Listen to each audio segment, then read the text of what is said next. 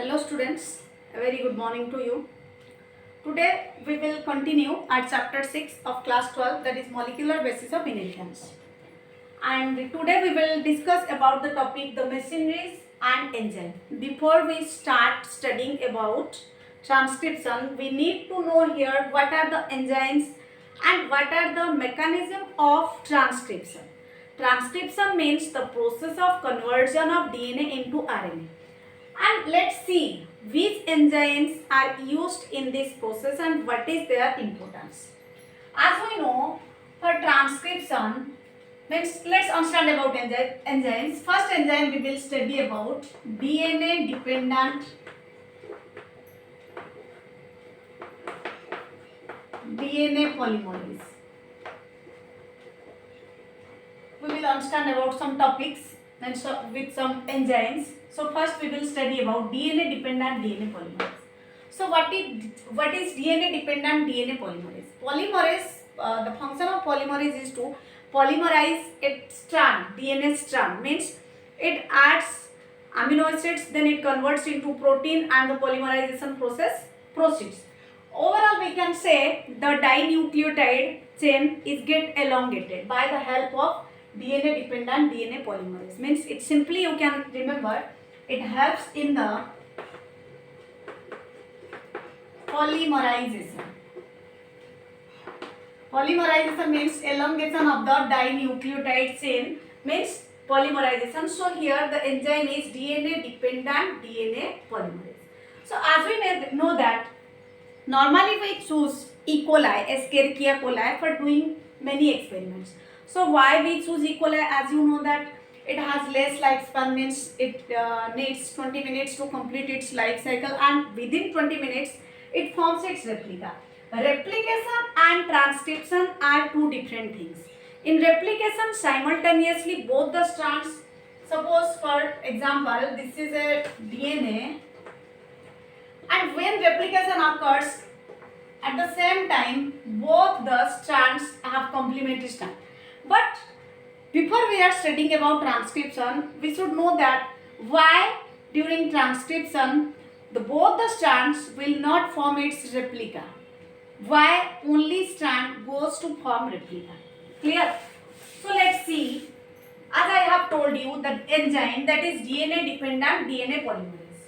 Next we will see that during the process of polymerization it needs like your replication fork, or we can say that replicating strand also. Clear? Replicating fork. Then one is formed your continuous and another is discontinuous. Through diagram we can understand it clearly. Let's see. Suppose this is a DNA. It has two strands, and you know that the polarity is from 3' hydroxyl to 5' phosphate and 5' phosphate to 3' hydroxyl. This is the DNA strand, and here it will get separated. Then formation of another strand will occur from the 5' end. As we know that they are antiparallel to each other. So if here 3', then here 5' phosphate, and here it will be 3' hydroxyl, and again 3' hydroxyl and 5' phosphate. So the initially synthesized or initial strand is called as, this one is called as template strand. Means this is continuous. Remember, whose polarity is from continuous strand, means whose polarity is from 3' to 5'. This is continuous. And discontinuous, if the polarity is from 5' to 3', is called as discontinuous. Or we can say the original strand is called as template strand, and newly formed strand is called as coding strand. It is named so, but it will not code for any substance. So this is called as coding strand. So as we are studying about the machinery and enzyme, let's see which enzymes are used in this process, means during transcription or replication of the DNA. So let's see. First, the DNA strand get separated from each other from a common point, and for separation here the enzyme used is called as helicase. Helicase is the enzyme. This enzyme helps in the separation of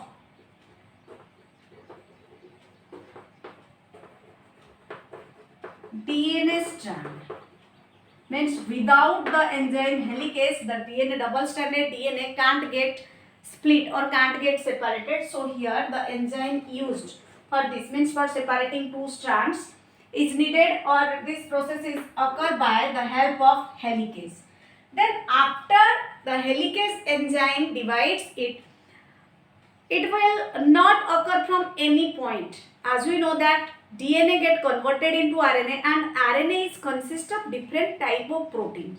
So this process means the replication is start from a particular point, and that will not occur in the whole length of the DNA. So it takes place from a particular point of the DNA strand and not in the whole DNA. So that particular strand is called as replicating fork, or the area where replication occurs is called as origin of replication. Here I have told you about DNA dependent DNA polymerase, which helps in the polymerization. Then next one I have told you helicase, which help in the separating the double stranded DNA. Next, the replicating origin of replication. Origin of replication means the area from where replication starts. Origin of replication means the area from where replication starts. Clear? Next is your replicating fork. You can see this diagram. This represents the replicating fork. Replicating fork means, as we know that for replication we need a vector. Clear? So when we introduced a piece of DNA into a vector, then inside the vector then the DNA starts separating, and what happened? Then another strand will be formed in case of replication. But here another strand will form, means that will form is a RNA. So it is opposite to it. So let's see. After origin of replication, replicating fork. Replicating fork is the point. Remember, this is the area. Suppose this is a DNA. This part is called as origin of replication, whereas this point is called as replicating fork, means from where replication starts. So when replication starts, the most important enzyme used in this process is DNA dependent DNA polymerase, or you can say that single DNA dependent DNA polymerase. I add here another thing which is not in your book. This is called as single DNA dependent DNA polymerase, and its function is to polymerize in one direction. Clear? It is help in the polymerization in one direction, and after polymerization there is a newly synthesized strand is formed. This strand is newly synthesized, and this is discontinuous. This one is continuous. I have told you continuous means whose polarity is from 3' to 5', and here the newly synthesized strand is called as discontinuous, and as you know that the polarity of RNA is from 5' to 3'. If here the sequence is 5' to 3', then we can say this as RNA. Clear? So in this way the replica will form. Again, when the newly synthesized DNA strand is formed, it need to be joined. So for joining, the enzyme used is called as DNA ligase. Next term which we will know, that is DNA ligase. Why this is called as ligase? Because it helps in the ligation of the DNA, means joining. It helps in the joining of the DNA strand. It helps in the joining of DNA strand, means the newly synthesized newly synthesized strand will need to join with the template strand. That's why For this purpose, the enzyme used is called as DNA ligase. Clear? So we are studying about machineries and enzyme, and we know about the term DNA dependent, single DNA dependent DNA polymerase. Then your helicase, which separates or opens the DNA strand. Then origin of replication, this is the area from where the replication starts. Then replicating fork, you can see this is the exact point through which the replica will be formed, and the replica will not form simultaneously in the both the strands because it has a high energy requirement, high energy need. And if simultaneously, first point, suppose the question will ask why the replica will not form simultaneously in the both strands. First you have to remember it is high energy requiring process, means it uses the ATP or energy. That's why only a single strand forms its replica. Another thing, when if both the strands continuously form its replica, then they will make the RNA double stranded. And if the RNA will be double stranded, then it will stop the process of transcription. As we know, DNA converts into RNA, RNA converts into protein. Here from DNA single RNA is formed, and that single RNA is again converted into protein. But if both the strands form its replica, then two RNAs are formed and they will be complementary to each other, and they convert themselves into double stranded RNA. And remember students, if the RNA is double stranded, then it will prevent the process of transcription. So which will be impossible for forming protein on it. That's why remember only a single strand forms its replica at a time. The first reason, it needs more energy, and the second reason, if double strand is formed, then double stranded RNA translation can't be occur, means protein synthesis can't be occur. If protein synthesis not occur, then again the formation of DNA will be affected in future. That's why this is the reason, or they are the reasons due to which the replica will be formed from a single direction. If we consider that how in different organisms this process occurs, in E. coli at a time 2000 base pairs can be formed their replica. E. coli means Escherichia coli, as it needs 20 minutes. In case of human beings, means the diploid human beings, means 3.3 into 10 to the power 9. If it's diploid, then what will happen? 6.6. We will multiply to 6.6 into 10 to the power 9 base pair. It will need, a single base pair needs to form its replica 18 minutes. In case of E. coli, it needs 20 minutes, whereas in case of, you can see, in case of human beings, it needs 18 minutes. You have to remember 18 minutes in case of human beings, and Escherichia coli has 4.6 into 10 to the power 6 base pairs. 10 to the power 6 base pairs in case of E. coli, and in case of human beings, means the human diploid egg cell or diploid organism, we can say that is 6.6 into 10 to the power 9 base pairs. In E. coli, it needs to form its replica copy within 20 minutes, whereas in human beings it needs 18 minutes. So they are complicated process, and at a time 2000 base pairs, means the polymerization of 2000 base pairs can be occur in a second. Clear? So in a second, this also you have to remember, in a second 2000 base pairs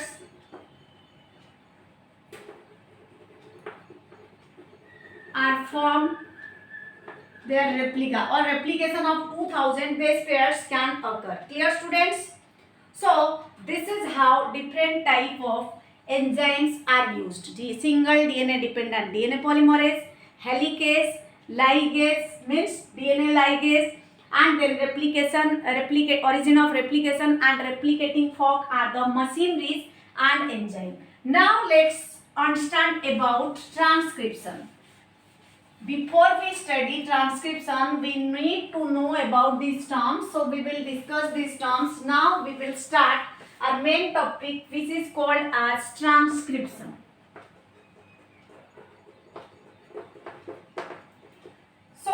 let's know about what is called as transcription. Transcription is the process of conversion of DNA into RNA. It is the process of conversion of DNA into RNA is called as transcription. Transcription occurs both in prokaryotes and in eukaryotes, but they are much more different from each other. Means the transcription is simple in case of prokaryotes and the transcription is complex in prokaryotes. So now let's see how this transcription occurs in both, means in prokaryotes as well as eukaryotes. While I am teaching you about machinery and the enzymes, I explained that during transcription, in replication, both the strands can be formed simultaneously. But during transcription,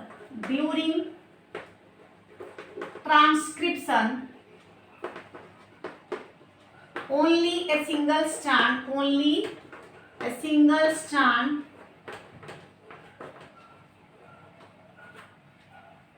forms its replica. This question may come as 2 marks question. During transcription, only a single strand, I have already discussed, but still I need to discuss it again. During transcription, only a single strand forms its replica. So my question is now, why this happens so? As I have told you, and remember students, when the DNA forms its replica during transcription must be added. When the DNA forms its replica during transcription, we can't say that the complementary strand is identical. Identical means equal. As we will get, after transcription, we will get the RNA. So how this will be same with DNA? Am I right? So in DNA, the strand will be from 3' to 5'. And when we get RNA from this, then its polarity is 5' to 3'. Clear? So we can't say that they are identical. We can say it as complementary. Again, during replication of DNA, A, T, G, C, adenine, thymine and guanine cytosine makes complementary to each other or base pairs. But during the process of transcription, here the thymine will be changed. It will be AUGC. It means thymine is replaced by uracil. During replication, same base pairs will exist in the DNA strand. But during transcription, as their RNA will be formed, so the base pairs of RNA are adenine, guanine, cytosine and uracil. If in case of DNA, thymine makes complementary with adenine, and when that is formed RNA, here thymine is replaced by uracil and this will be considered as AUGC. Means adenine with uracil and guanine with cytosine. So they will form like this. Clear? And I have told you the continuously synthesized and discontinuously. So continuously will be a DNA strand and discontinuously will be a RNA strand. Here our question is, during transcription only a single strand forms its replica, and the reason is it is a high energy requiring process. It is a high energy requiring process. And second one, if both the strands of DNA goes through transcription,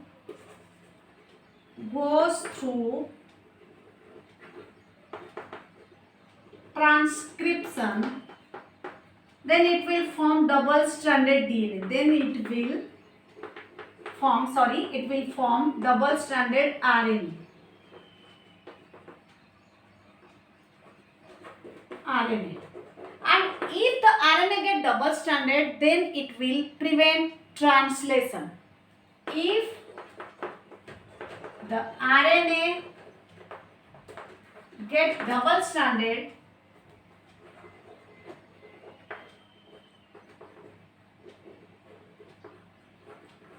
it will prevent translation. Means translation can't be occurred. Why translation can't? RNA will be formed, but as the RNA is double stranded, so how translation will be occurred? If translation will not occur, then protein synthesizing mechanism will be inhibited. That's why. This is the reason that during transcription, only a single strand makes its complementary or makes its replica, and after formation of this, another strand goes through transcription, means forms its replica, and RNA is formed. And as we know, RNAs are made up of two different type of protein, means both the strands are formed during transcription. The RNA contains different type of protein and they are arranged in different sequences as amino acids are joined to form protein. Clear? So we are studying about transcription. We have not started till about transcription. Just I am giving you the introduction that how or why transcription occurs only in a single strand. I think you understand. First reason, it is more energetic, and if transcription occurs in both the strands, it requires more energy, means in the form of ATP. And second reason is, if simultaneously transcription occurs, then it will make the RNA double stranded, and remember, if the RNA get double stranded, then it can't synthesize protein, or we can say it will prevent the process of transcription. This is the reason why the DNA makes a single strand, or a single strand of DNA goes through transcription. Again, what are the transcription units and how the transcription occurs? The transcription unit is consist of structural gene, promoter, transcriptional unit or transcription unit, means which substances or which units are needed for transcription. First is a structural gene on which transcription will occur. Then second one is your promoter, and third one is your terminator.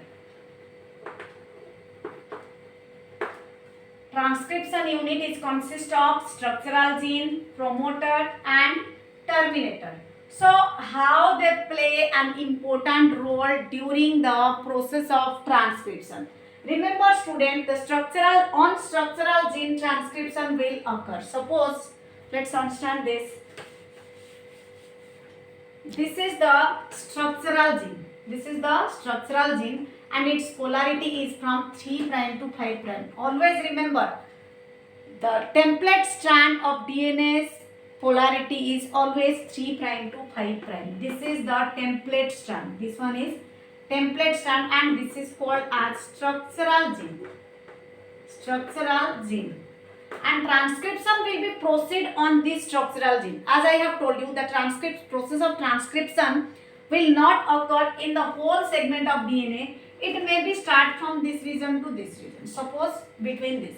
So for initiation of transcription, there is a promoter will bind with structural gene. This is called as promoter. So the promoter is in the direction of 3' to 5'. So what is the direction of promoter?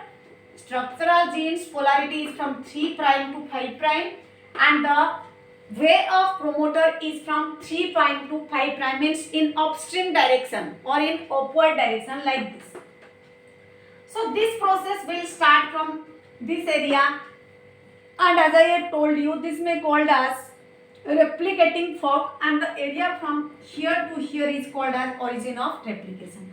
So the promoter starts forming its replica, then it will move and the process will continue. When it reaches at the particular segment, then here another factor comes, that is called as terminator. Terminator means which stops any process.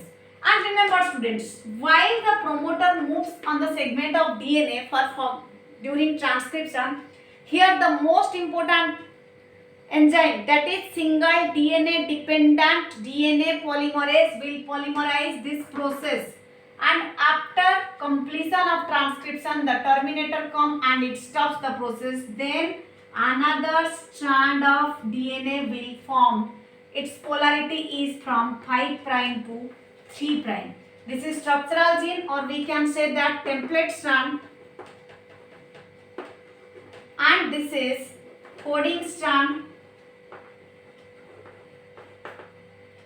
The newly synthesized, or after transcription, the newly synthesized strand formed is a coding strand, and its polarity is from 5 prime to 3 prime. Remember students, the process of transcription in prokaryotes and in eukaryotes, as I have told you, that they are different from each other. So how they are different from each other, we will study this about in our next class. Here I just gave you the introduction to understand the process of transcription.